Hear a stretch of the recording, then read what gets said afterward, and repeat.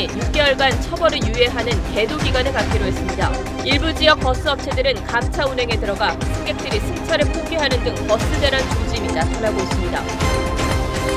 북한 김정은 위원장이 방중 이틀째인 오늘 농업과학원과 기초시설투자공사를 찾았습니다. 북중 경제협력을 논의하는 행보로 분석됩니다.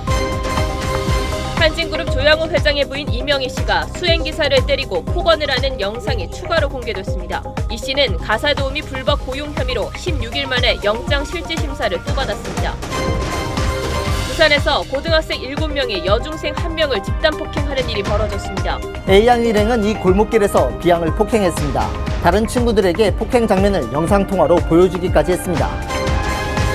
강진에서 실종된 여고생이 집을 나서기 전 친구에게 나에게 일이 생기면 신고해달라고 문자를 보낸 것으로 드러났습니다. 경찰은 대대적인 수색 작업에 나설 계획입니다. 친박계 좌장 서청월 의원이 이제 당에 도움을 줄 수 없다며 탈당을 선언했습니다. 김무성, 김정훈 의원 등도 잇따라 불출마 의사를 밝히면서 중진들의 2선 후퇴 움직임이 나타나고 있습니다.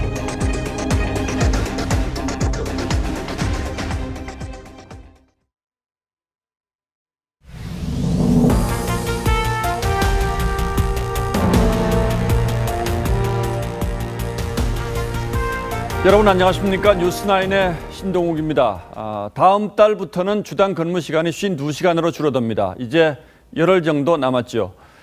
그런데 정부 여당이 갑자기 법규 위반에 대한 단속과 처벌을 6개월간 유예하기로 했습니다. 그러니까 이 법은 사실상 내년부터 시행되는 겁니다. 정부가 준비 부족을 시인한 셈이어서 오늘 뉴스9은 이 문제를 하나하나 짚어볼 텐데 먼저 정운섭 기자가 보도합니다. 이낙연 총리는 다음 달부터 시행되는 근로시간 단축 제도가 제대로 자리 잡기 위해선 시간이 필요하다고 말했습니다.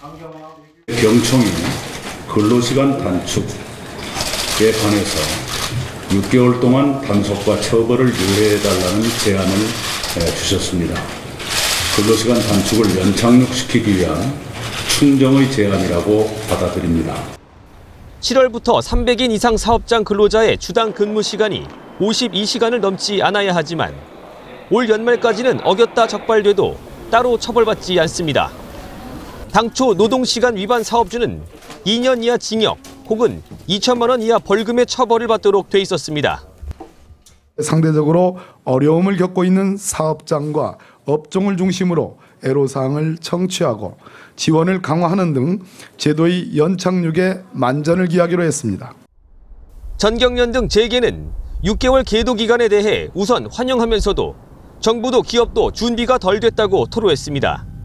처벌을 보류를 해준다고 해서 이 제도가 바뀌는 게 아니기 때문에 업체 입장에서는 지금부터라도 해서 꾸준히 준비를 할 수밖에 없는 상황입니다. 당정청은 또 저출산, 고령화와 일자리 늘리기를 위해 내년 예산을 예정했던 5.7%보다 더 큰 폭으로 늘리기로 의견을 모았습니다.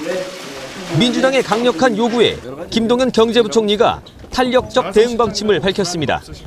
TV조선 정우섭입니다. 근로시간 단축을 앞두고 경제 현장의 혼란이 적지 않다는 점은 그동안 여러 차례 지적한 바 있습니다. 그럼에도 불구하고 정부는 강행할 뜻을 분명히 해왔는데 결국 시행 열흘을 앞두고 한 발 물러섰습니다. 물론 계도 기간을 좀 더 두겠다는 정도의 의미이긴 합니다만 사실상 처음으로 문제점을 인정한 셈이기도 합니다. 계속해서 최수용 기자가 보도합니다. 고용노동부는 현장의 혼란을 줄일 근로시간 단축 관련 지침을 지난 11일에야 내놔 늦었다는 지적을 받았습니다. 근로시간을 탄력적으로 운영하는 유연근무제나 연장 근로수당을 임금에 포함해 일괄 지급하는 포괄임금제 관련 지침은 아직 만들지도 못했습니다.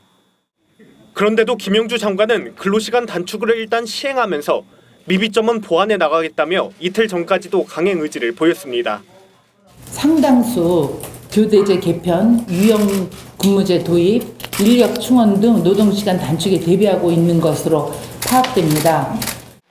하지만 혼란이 가중된 업계의 불만 소리와 준비기간이 부족하다는 총리의 질책까지 나오자 그제서야 연말까지 계도 위주의 유연한 집행을 하겠다고 한 발 물러섰습니다.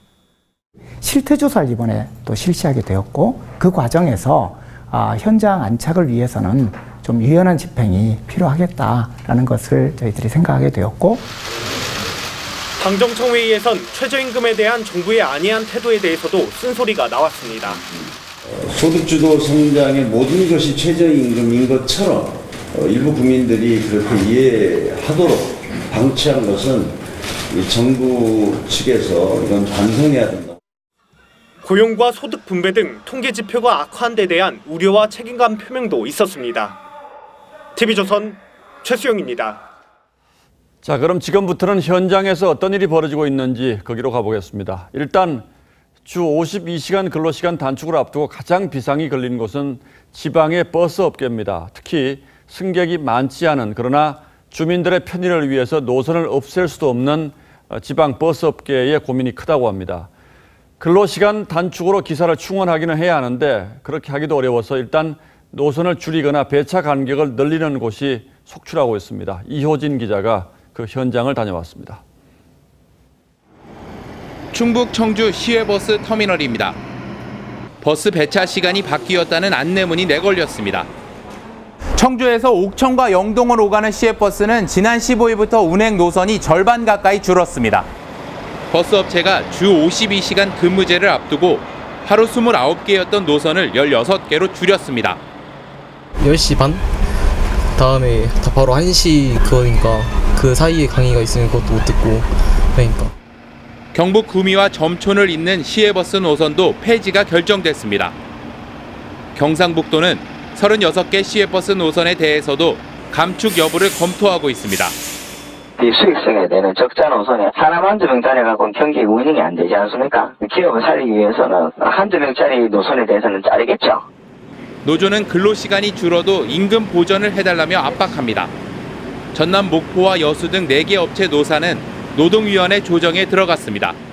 탄력제 근무의 도입은 어느 정도 의견은 본 상태예요. 그 도입을 전제로 해서 임금을 어느 정도 수준을 맞춰줄 것이냐. 경북에서는 34개 버스 업체가 노사 임금 협상에 실패했습니다. 경북 버스 노조는 임금 협상이 결렬되면 다음 달 파업하겠다고 밝혔습니다. TV조선 이호진입니다. 서울을 오가는 수도권 일부 지역의 주민들도 벌써 불편을 겪고 있습니다. 준공영제를 실시하는 곳은 그나마 나은데 그렇지 않은 일부 광역버스 노선은 낮 시간에 배차 간격이 2배 이상 늘었다고 합니다. 강석 기자가 서울과 인천을 오가는 광역버스를 직접 타봤습니다. 서울역앞 광역버스 정류장입니다. 인천 송도까지 가는 버스를 기다리는 줄이 길게 늘어섰습니다. 한 번 기다리면 평균적으로 한 몇 분 정도 기다려요? 3, 40분 정도 또 기다리는 분도 있어요. 배차 간격을 측정해봤습니다. 원래 20분이지만 실제로는 40분이 걸렸습니다. 지난 2월 이후 배차 간격이 계속 커지고 있습니다. 지하철이나 뭐 다른 노선을 조금 이용을 해야겠죠. 꼭 타야 되는 거니까 저는 시간대에 맞춰서 낮 시간 배차 간격이 늘어나는 건 운전기사가 부족하기 때문입니다. 서울 등 지자체의 지원을 받는 준공영제 버스 업체가 추가 채용을 하면서 인천의 광역버스 인력은 빠져나가고 있습니다. 직원이 없어가지고 감차 운행을 하고 있습니다. 그런데 계속 이런 실정이 계속된다면 폐선을 고려하지 않을 수가 없습니다. 버스가 드물다 보니 승객도 저절로 줄어듭니다. 인천 계양구에서 서울 마포구까지 운행하는 광역버스입니다. 1시간 정도 운행하는 동안 이 버스를 이용한 승객은 단 3명뿐이었습니다. 한 번 놓치면 한 50분에서 1시간 정도 기다려야 탈 수 있으니까 기다리는 것 대신에 지하철을 타고 가야 하니까 그런. 다음 달부터 탄력근무제가 시행되면 준공영제를 실시하지 않는 지역의 인력 유출과 감축 운행은 더 심해질 전망입니다. TV조선 강석입니다. 물론 다 그런 건 아니겠습니다만 내가 사는 지역에 버스가 갑자기 이렇게 된다면 정말 답답하고 불편하기 짝이 없는 일이 아닐까 싶은데 왜 이렇게 됐는지 지금부터 차정성 기자에게 직접 좀 물어보도록 하겠습니다. 자, 차 기자, 이게 주당 근무 시간을 52시간으로 줄이기로 하면서 시작된 일인데 실제로 버스 기사들의 하루 근무 시간은 얼마나 됩니까? 서울과 광주 등 준공영제를 시행하는 곳은 1일 2교대를 하고 있습니다. 하지만 그 밖의 지역에서는 하루 11시간 이상 근무하시는 분들이 80%가 넘습니다. 한국교통연구원 조사를 보면 하루에 19시간 넘게 일하는 버스기사가 전국에 1,100명이 넘는 것으로 나타났습니다. 이들은 지금처럼 사흘만 근무해도 주 52시간이 넘어갑니다. 그렇군요. 노선버스업은 근로기준법상 특례업종이었기 때문에 이 같은 근무가 가능했는데 이번에 법이 개정되면서 다음 달부터는 주 68시간을, 내년 7월부터는 주 52시간 근무가 의무화됩니다. 예, 물론 하루 19시간 운전이라는 중노동도 분명히 개선을 해야 되겠습니다만 어쨌든 근무 시간을 줄이면 사람을 더 뽑을 수밖에 없지 않겠습니까? 네. 그렇지 않으면 지금처럼 운행을 단축해야 하는 거군요. 네, 그래서 버스 업체들이 운행을 줄이고 있는 겁니다. 하지만 정부의 구상은 다릅니다. 근로시간을 줄이더라도 버스 운행은 지금과 같은 수준으로 유지하겠다는 방침입니다. 그래서 떠올린 게 바로 탄력근무제입니다. 이번 주에 68시간 근무를 한다면 다음 주에는 좀 덜하는 그런 방식입니다. 자, 그런데 그 자체로는 잘 이해가 되지 않는데요. 탄력 근무제를 시행한다고 하더라도 어차피 전체 운행 시간을 채우려면 사람이 더 필요한 거 아닌가요? 그렇습니다. 그래서 탄력근무제가 연착륙하려면 당장 다음 달부터 신규 기사가 8,300명이 더 필요하다, 이런 결과가 있습니다. 근데 문제는 이런 사람들이 없다는 겁니다. 기존의 기사들도 서울 등 준공영제 시행 지역으로 이직하고 있어서 그 밖의 지역에서는 신규 기사 충원이 사실상 어렵습니다. 실제로 경기도 고양에서 한 회사는 2달 동안 100명이 이직이나 퇴사한 것으로 전해졌습니다. 예, 그래서 앞서 보도에서 본 것처럼 버스 회사로서는 노선을 축소할 수밖에 없는 이런 상황이 된 거군요. 네. 농어촌 같은 교통 취약지에서 이번 근로시간 단축이 미치는 여파는 더 클 수밖에 없습니다. 최저임금 인상에 따른 임금 조정 문제나 기본급 인상을 놓고도 노사 갈등이 심화할 우려가 있습니다. 협상이 결렬이 되고 파업으로 이어지면 버스 운행 파행 같은 대란도 사실상 완전히 배제할 수는 없는 상황입니다. 예, 지금으로서는 답이 없는 상황 같은데 지역 주민이라든지 버스 기사들의 불편이 더 커지지 않도록 계속 좀 지켜봐 주시기 바랍니다.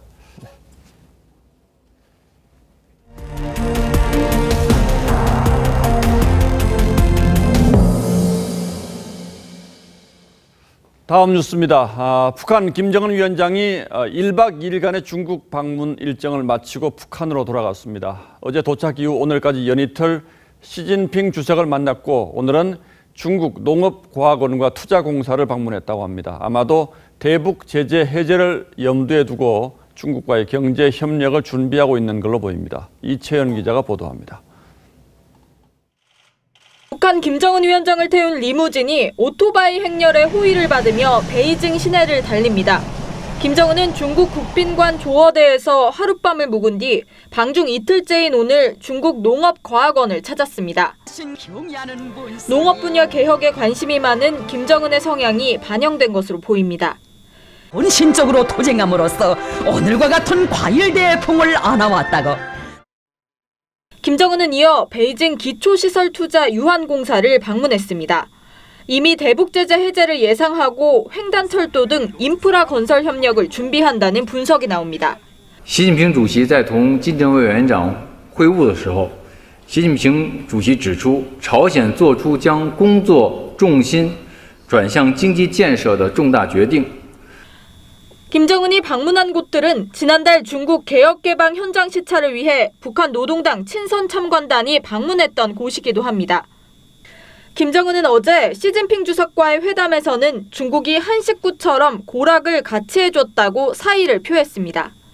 시 주석은 김정은 리설주 부부를 위해 인민대회당에서 환영 연회도 열어줬습니다. 한 집안 식구처럼 고락을 같이 하며 진심으로 도와주고 협력하는 모습은 조중 두 당 두 나라 관계가 동서고금의 유례가 없는 특별한 관계로. 중국 측은 제재 해제 방안도 제시했을 것으로 보입니다. TV조선 이채연입니다.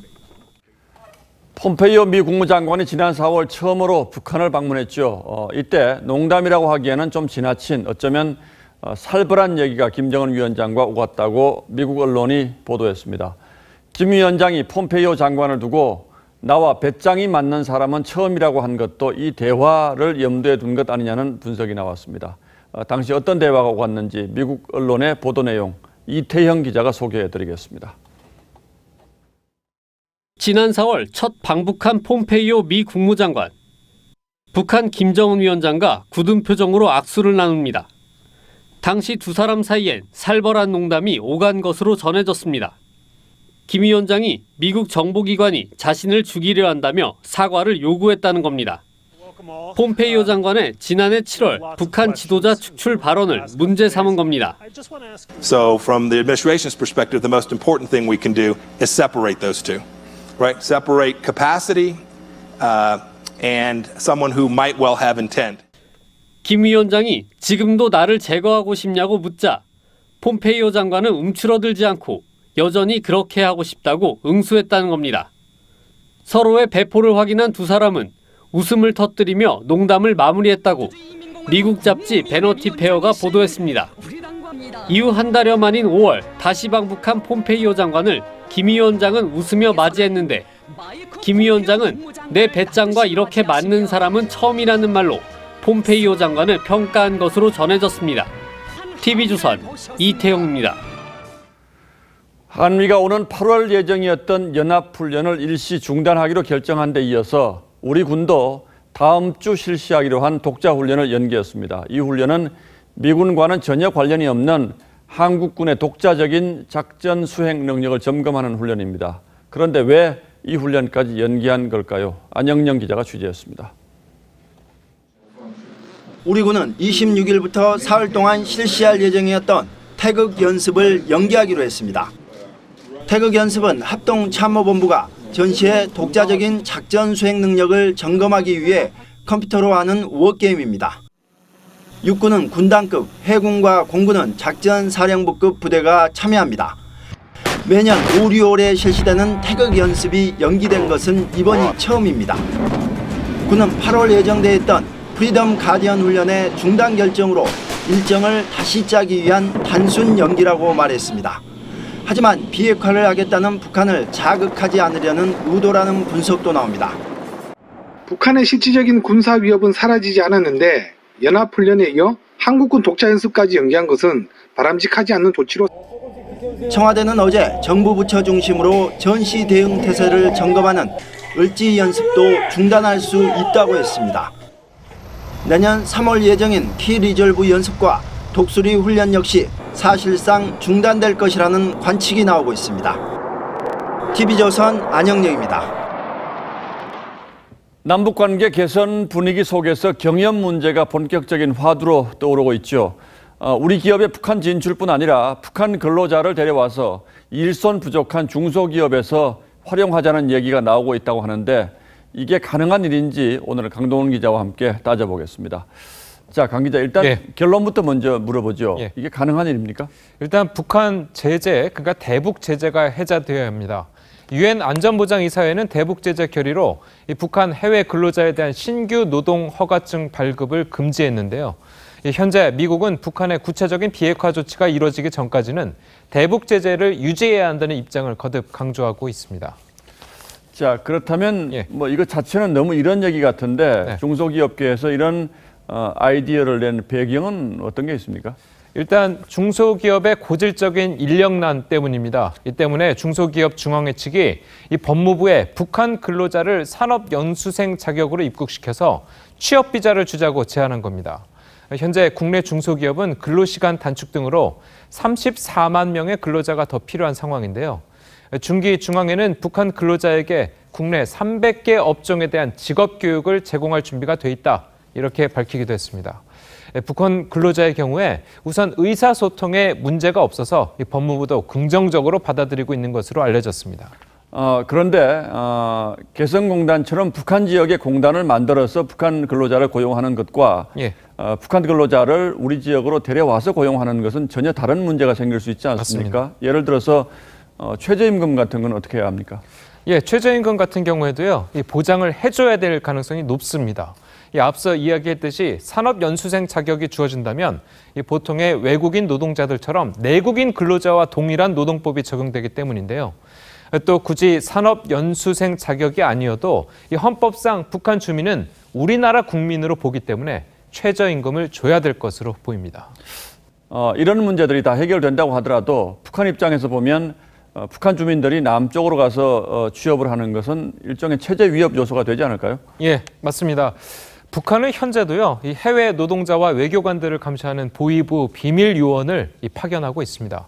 이 수교를 맺은 국가에도 이 정도인데, 이 개성공단 같은 특수 공간이 아닌 남측에 이 노동자를 보낸다는 것은 체제를 위협하는 요소로 작용된다는 이유로 이 같은 조건을 꺼려할 수도 있습니다. 우리 정부 입장에서도 부담스럽긴 마찬가지겠죠? 예, 맞습니다. 특히 북한의 모든 외화 자금은 반드시 노동당 39호실을 거쳐서 김정은 위원장의 개인 금고로 간다는 점도 간과할 수 없는 부분이기도 합니다. 자, 이런 정치적인 문제까지 겹치고 나면 제재가 풀리고 나더라도 쉬운 일은 아니겠군요. 예, 강동원 기자 잘 들었습니다. 네, 한진그룹 오너 일가에 대한 폭로가 끊이질 않습니다. 조양호 회장의 부인 이명희 씨가 수행비서를 때리고 폭언을 퍼붓는 영상이 또 공개됐습니다. 이런 가운데 이 씨는 오전부터 구속영장 심사를 받고 있습니다. 이유경 기자입니다. 이명희 씨로 보이는 여성이 잠옷 차림으로 나오더니 수행기사 A씨에게 소리를 지릅니다. 개인 전화 부셔버려? 왜 개인 전화? 왜 일할 때 올라올 때 개인 전화 들고 와? 휴대전화를 빼앗으려 달려들고 왜 개인 전화 놓고 이거는 일할 때 올라올 때 A씨는 비명을 지릅니다. A씨는 당시 E씨가 발 뒤꿈치로 자신의 허벅지를 찼다고 주장했습니다. 넥타이를 맨 것도 트집거리였습니다. 일할 때 넥타이라고 빨리 전화하란 말이야. 영상을 방송사에 제보한 수행기사 A씨는 E씨가 얼굴에 침을 뱉기도 했고 아랫사람을 항상 개부리듯이 했다고 말했습니다. 공개된 E씨의 갑질 영상 녹취는 이번이 세 번째입니다. 한진그룹은 입장 없음이라는 말로 영상 속 여성이 E씨임을 사실상 인정했습니다. E씨는 필리핀 가사도우미 불법 고용 혐의로 구속영장 실질심사를 받고 있습니다. 또 폭언과 폭행 의혹 영상이 나왔는데요. 하실 말씀 없으십니까? 이에 앞서 지난 4일에는 E씨의 직원 상습 폭행 등 혐의에 대한 영장이 기각된 적이 있습니다. E씨의 구속 여부는 이르면 오늘 밤 나옵니다. TV조선 이유경입니다. 지난해 여중생 집단 폭행 사건이 벌어진 부산에서 이번엔 고등학생들이 여중생 1명을 집단 폭행한 일이 드러났습니다. 때리는 모습을 다른 친구들에게 영상통화로 보여주기까지 했습니다. 하동원 기자가 보도합니다. 여학생 5명이 아파트 뒤편을 걸어갑니다. 한 여학생이 제일 뒤에서 무리를 따라갑니다. 지난달 7일 낮 3시 반쯤 부산의 한 아파트에서 17살 A양 등 2명이 15살 B양을 폭행했습니다. A양 일행은 이 골목길에서 B양을 폭행했습니다. 다른 친구들에게 폭행 장면을 영상통화로 보여주기까지 했습니다. 이들은 B양을 40분 동안 집단 폭행한 뒤 인근 노래방으로 끌고 갔습니다. 이후 또래 친구 5명과 함께 1시간 동안 또 폭행했습니다. 옆에 다른 친구들이 있었지만 폭행을 방관한 것으로 알려졌습니다. 연문을 밀봉되어 있으면 카메라가 없잖아요. 스포츠 시끄럽게 놀거든 아들이. 그런데 어떻게 알아요? B양은 온몸에 피멍이 들어 전치 3주 진단이 나왔습니다. 집단 폭행에 가담한 7명 가운데 남학생 2명도 포함돼 있었습니다. 경찰 조사 결과 A양 등은 B양이 친구 부모에 대해 욕을 하자 이를 지적하다 폭행한 것으로 드러났습니다. 부모를 SNS상 욕했다는 이유로 선배들이 불러서 훈계하는 차원으로 때렸던 내용입니다. 경찰은 공동상해 등의 혐의로 A양 등 7명을 불구속 입건했습니다. TV조선 하동훈입니다. 강진 여고생 실종 사건 수사가 확대되고 있습니다. 그런데 여고생이 실종 전 위험을 미리 감지했을 수 있다는 정황이 나왔습니다. 친구에게 문자를 보냈는데 자신이 위험하면 신고해달라고 했습니다. 보도에 오선일 기자입니다. 검은색 자동차가 마당으로 들어옵니다. 차에서 내린 남성이 물건을 불에 태웁니다. 강진 여고생 실종 사건의 용의자인 숨진 51살 김모 씨입니다. 김 씨는 사건 당일 야산에서 돌아온 뒤 차에서 꺼낸 물건을 태우고 차 내외부를 세차했습니다. 김 씨는 A양에게 아르바이트를 소개해준 것으로 알려졌습니다. 하지만 이 사실을 다른 사람에게는 알리지 말라고 말한 것으로 전해졌습니다. A양은 실종 전날 친구에게 문자를 남겼는데 이 같은 내용이 담겨 있었습니다. 또 자신이 위험하면 신고해달라고도 당부했습니다. 내일 알바 가는데 페이스북 잘 봐라. 나 잘 봐라 하면서 그때 위험하면 나 신고해줘. 내가 그렇게 그것을 위험한 걸 느꼈는지. 경찰은 A양과 김 씨의 관계를 집중 조사하고 있습니다.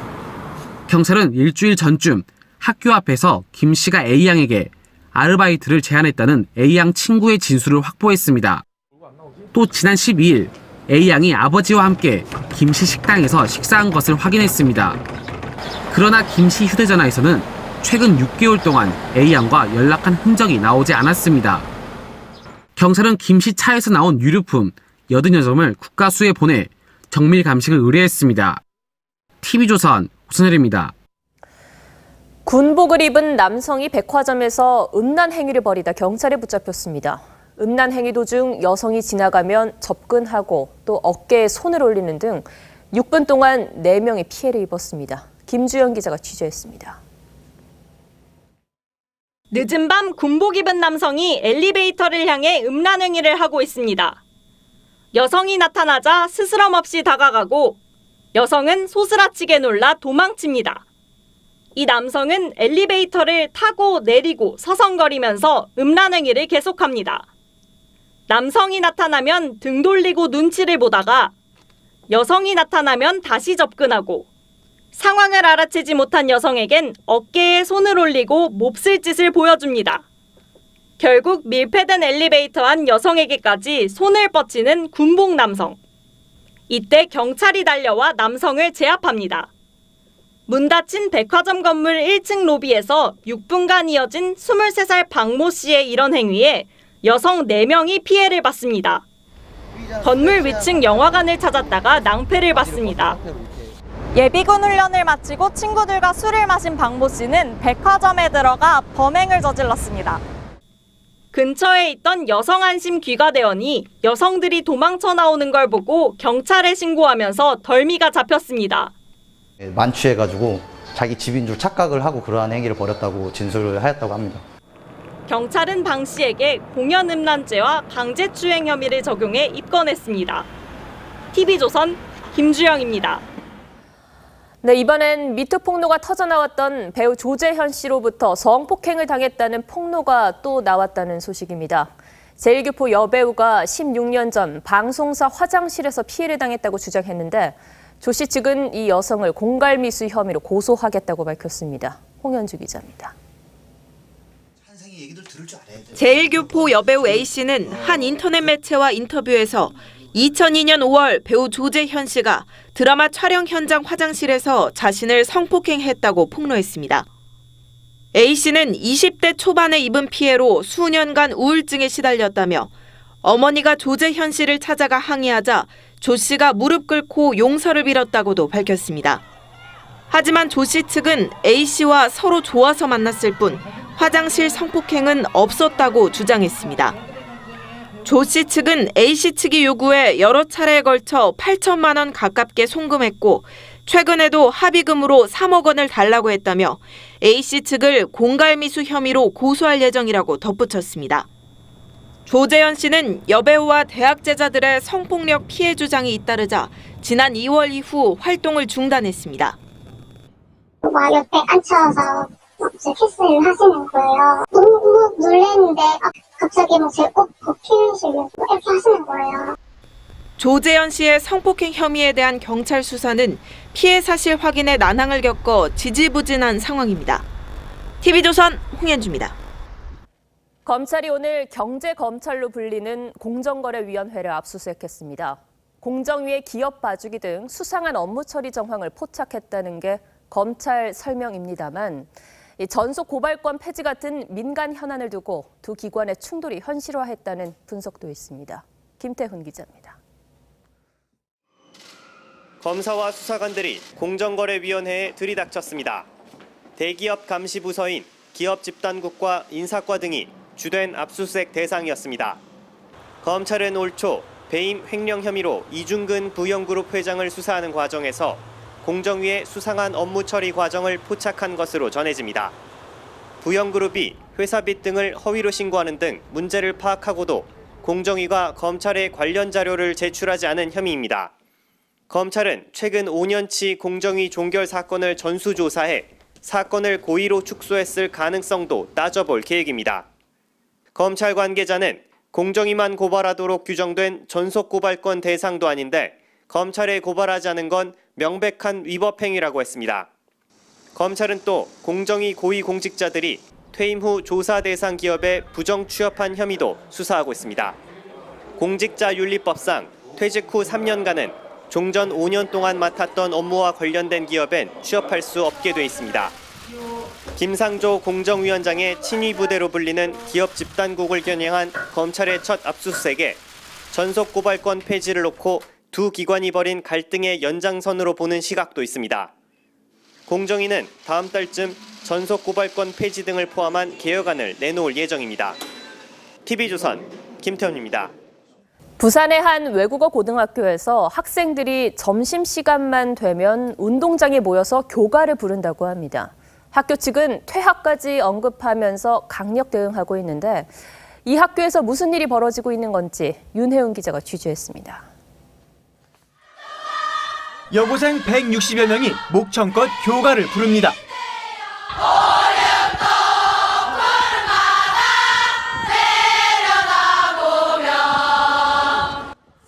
부산국제외국어고 학생들은 지난 15일부터 매일 점심시간에 운동장에 모여 교가를 부릅니다. 지난달 학교 측이 일반고로 전환하겠다고 일방적으로 통보한 것에 항의하기 위해서입니다. 전교생의 4분의 1가량이 집단행동에 하나둘 동참하자 학교는 퇴학시킬 수 있다며 으름장을 놓고 학생 감시에 나섰습니다. 엄마, 스크다에서 나오는데 선생님들이 서 있어서 무섭긴 해요, 엄마. 학교는 학생과 학부모들의 의견 수렴 절차 없이 이사회를 열고 일반고 전환을 결정했습니다. 일반고로 전환한 뒤 외고 당시의 비싼 수업료나 교과 과정, 교사 배치 등을 어떻게 조정할지도 논의하지 않았습니다. 학생들은 학교 이름마저 독단적으로 바꾸려 했다고 주장합니다. 부모님들이 쉽게 이렇게 이해를 해주실 수 있는 부분은 아니잖아요. 사과도 드리고 전 선생님들이 이렇게 계획을 하고 있었는데 외고나 자사고의 일반고 전환을 둘러싼 학교 현장의 마찰은 이제 시작일 수 있습니다. 일반고 전환이 진보교육감들의 공통 공약이기 때문입니다. 진보교육감이 당선된 곳의 자사고와 외고는 전체의 85%로 66곳에 이릅니다. TV조선 윤혜웅입니다. 자유한국당 내 자발적 인적 쇄신 바람이 본격적으로 시작된 듯합니다. 중진들의 잇단 이선 후퇴 움직임이 눈에 띄는데 오늘은 8선의 서청원 의원이 탈당을 선언했습니다. 이미 몇몇 의원들이 차기 총선 불출마 선언을 했고 상황을 지켜보며 고심하는 의원도 여럿 있는 것으로 알려졌습니다. 백대우 기자가 취재했습니다.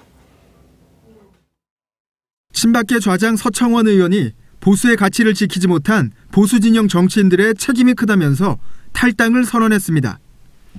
서 의원은 보도자료를 통해 2년여 동안 고민해왔고 이제 때가 됐다면서 오랫동안 몸담고 마음 다했던 당을 떠난다.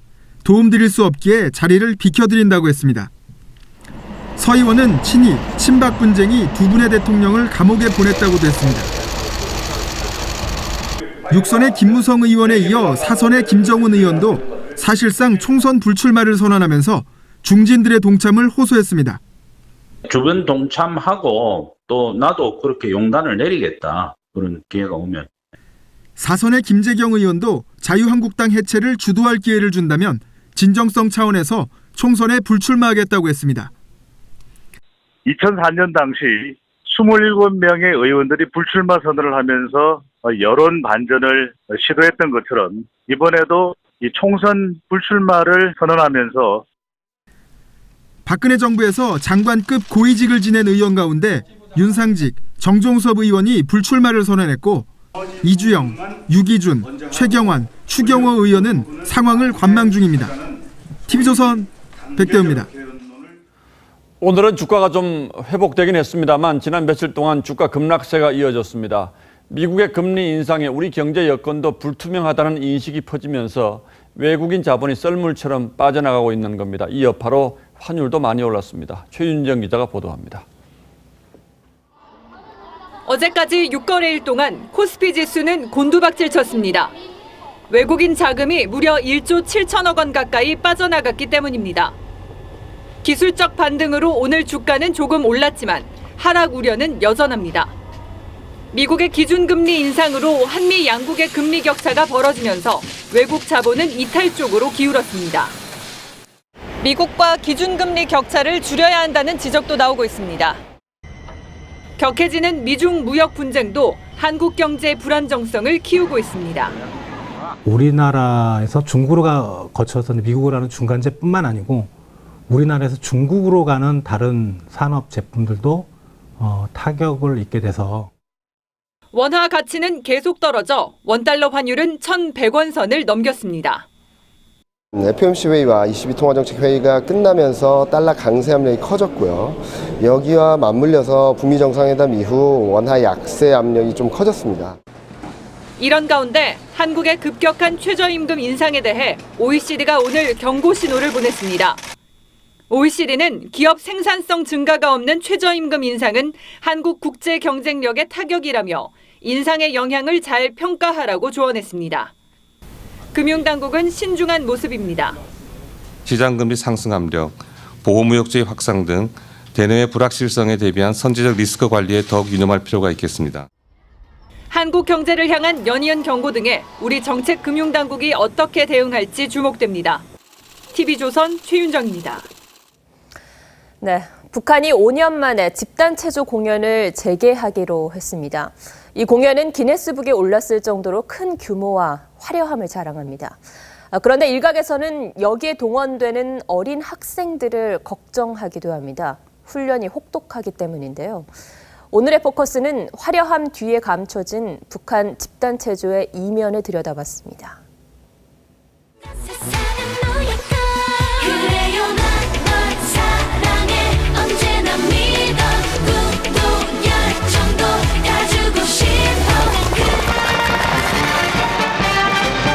군복을 입은 수많은 여성들이 칼을 들고 춤을 춥니다. 동작 하나하나 흐트러짐 없이 똑같은 진짜 칼군무. 북한이 자랑하는 집단 체조 아리랑 공연의 한 장면입니다. 백미 중의 백미는 카드 섹션입니다. 스크린 화면 같지만 한 사람 한 사람 카드를 펼쳐 만든 대형 그림입니다. 그림 자체도 놀라운데 그 와중에 눈도 깜빡입니다. 직접 본 관람객들은 넋을 잃을 수밖에 없겠죠. All who mostly seem to be like high schoolers and middle schoolers, doing so much in unison. It was really, really beautiful and really cool. 북한이 2013년 돌연 중단했던 집단 체조 공연을 재개합니다. 북한 정권 수립 70주년을 맞는 9월 9일에 아리랑 대신 빛나는 조국이라는 새 이름을 달고 첫 선을 보일 예정입니다. 북한 전문 여행사인 고려 여행사는 홈페이지에 이 같은 사실을 공개했는데 공연 티켓은 최소 80유로, 우리 돈으로 10만 원입니다. 집단 체조 관람이 포함된 일부 패키지 상품은 벌써 예약이 마감됐습니다. 이 여행사는 북한 집단 체조를 설명하기 위해 영상 한 편도 함께 소개했습니다. 우리나라에서는 어떤 나라라는 제목으로 공개됐던 다큐멘터리입니다. 집단 체조에 참가했던 북한 소녀 2명의 이야기를 담고 있습니다. 장군님 모시고 행사한 그날을 그리며 아픈 것도 참고 훈련합니다. 하나, 셋, 팔 올리기. 자, 자세가 이거 선이 거칠어야 돼가 안 되죠? 웃다 애들 다 팔 자세가 이래요 지금이. 실제로 북한 집단 체조의 화려함은 수만 명의 학생들이 수개월간 고된 훈련을 통해 만들어낸 결과물입니다. 2014년 발간된 유엔 북한 인권조사위원회 보고서에서 한 탈북자는 여름에 뜨거운 햇빛 아래 콘크리트 바닥 위에서 연습하다 기절하는 일이 흔했다. 급성 맹장을 참아가며 연습한 7, 8살 소년이 치료를 제때 받지 못해 숨졌다라고 증언하고 있습니다. 묘기 수준의 줄넘기 실력을 뽐내는 아이. 진지한 표정으로 실수 한번 하지 않습니다.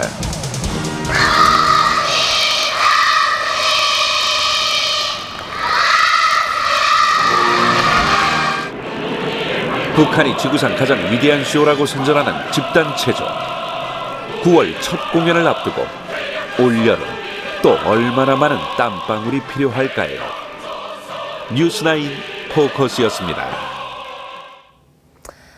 트럼프 정부가 불법 이민자 아동을 부모와 격리시킨 데 대해 재개까지 나서서 비인도적 처사라고 비판했습니다. 여론이 이렇게 들끓자 트럼프 대통령도 일단 한 발 물러섰습니다. 송지욱 기자입니다. 섭씨 40도 가까운 사막 한가운데 하얀 텐트들이 진을 치고 있습니다.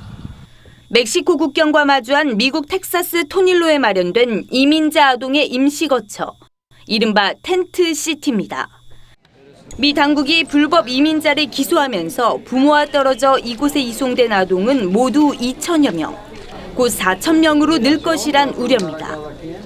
That we will not keep kids in child internment camps indefinitely and hidden away from public view. What country is that? 미 정부는 좋은 시설이라고 항변하지만 성난 여론은 더 확산되고 있습니다. 마크 저커버그 등 재계 인사들도 비인도적이라고 성토했으며 불법 이민자를 위한 성금도 사흘 만에 500만 달러가 모였습니다. 일부 주에선 국경에 파견된 주 방위군 철수까지 지시했습니다. 여론의 문매에 트럼프 대통령이 한 발 물러섰습니다. 자녀를 같이 수용하는 공화당의 이민 개혁 법안이 통과되면 승인하겠다는 겁니다. The immigration system, it's been a really bad system, probably the worst anywhere in the world. We're going to try and see if we can fix it. 멜라니아 여사에 이어 장녀 이방카까지 아동 격리 조치를 끝내라고 권유한 것으로 알려졌습니다. TV조선 송지욱입니다. 네, 지금 보시는 이 얼굴 형상은 종이로 만든 로봇입니다. 보통 로봇은 딱딱한 메탈 소재로 만든 걸 떠올리는데 국내 연구진이 종이로 만든 로봇, 이른바 소프트 로봇을 세계 최초로 개발했습니다.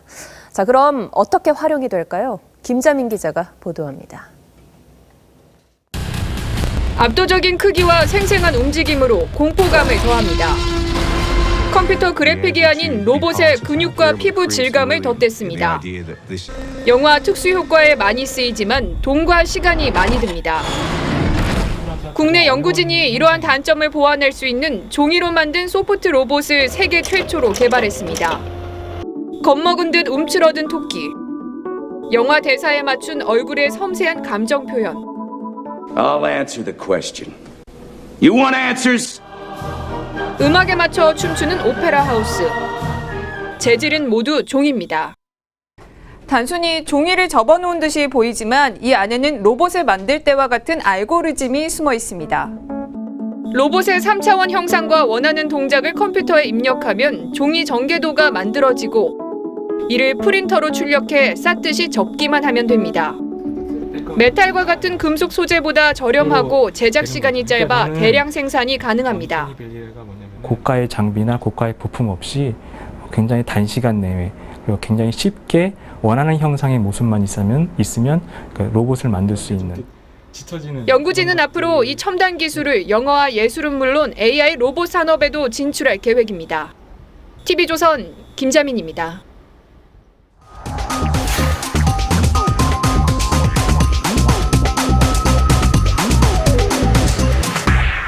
성조기 아래에 이렇게 검정 깃발이 펄럭입니다. 미국의 국립묘지 참전기념관 공공기관에 개양하는 전쟁포로 실종자 깃발입니다. 거기에는 이렇게 쓰여 있습니다. 당신은 잊혀지지 않는다. 미 국방부엔 전사자 유해 발굴을 전담하는 포로 실종자 확인국 DPAA가 있습니다. 이 조직에서 예전부터 이어져 오는 구호가 그들이 집으로 돌아올 때까지입니다.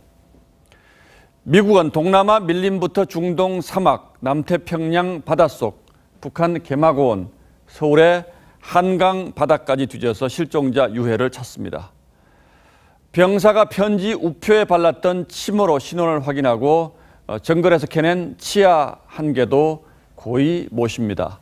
그것이 나라 위에 목숨 바친 군인에 대한 의무이자 보답이며 국가와 국민을 믿음과 충성으로 묶는 성스러운 의식이기 때문입니다. 북한이 미군 유해를 빠르면 며칠 안에 돌려보낼 것이라고 미국 언론들이 보도했습니다.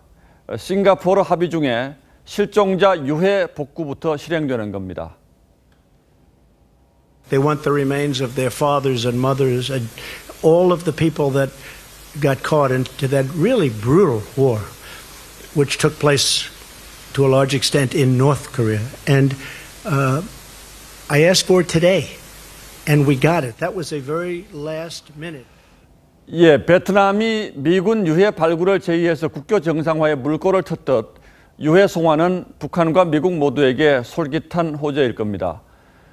지난 2005년까지 유해 발굴의 대가로 300억 원을 받았던 북한에겐 짭짤한 외화벌이이자 대북 제재의 숨통을 틀 기회이기도 합니다.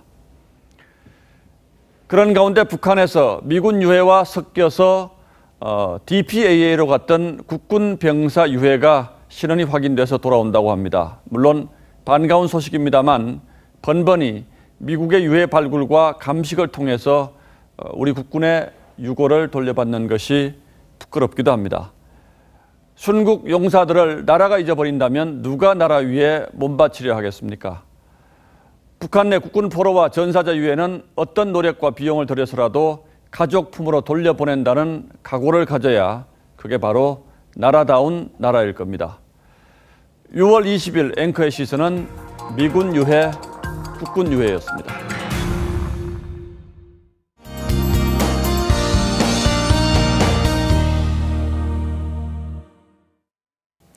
네, 초여름을 누릴 여유도 없이 한여름에 성큼 다가간 것 같습니다. 내일도 30도 내외의 불볕더위가 이어지는데요. 아침, 저녁 기온과는 10도 이상 차이가 나는 만큼 큰 일교차 주의하시기 바랍니다. 또 당분간 큰 비예보 없이 맑은 날씨 이어지는데요. 서해안을 중심으로는 아침에 안개가 짙게 낀다는 점 참고하셔서 안전운전 하셔야겠습니다. 자, 내일 미세먼지 농도는요, 전국이 보통 수준 예상되고 있습니다. 이제 한낮 햇살이 많이 뜨거운데요. 내일도 자외선 차단에 신경 쓰시고요. 낮 최고 기온 곳곳이 30도 내외를 보이겠습니다. 또 아침 기온은 20도를 밑도는 선이 되겠고요. 강원 영동 지역은 낮에도 25, 6도 선까지 올라 비교적 포근한 날씨가 되겠습니다. 주말에는 서울의 낮 기온이 31, 2도 선까지 올라 주중보다 더 덥겠습니다. 날씨였습니다. 예, 수요일 뉴스9은 여기서 모두 마치겠습니다. 시청해 주셔서 고맙습니다.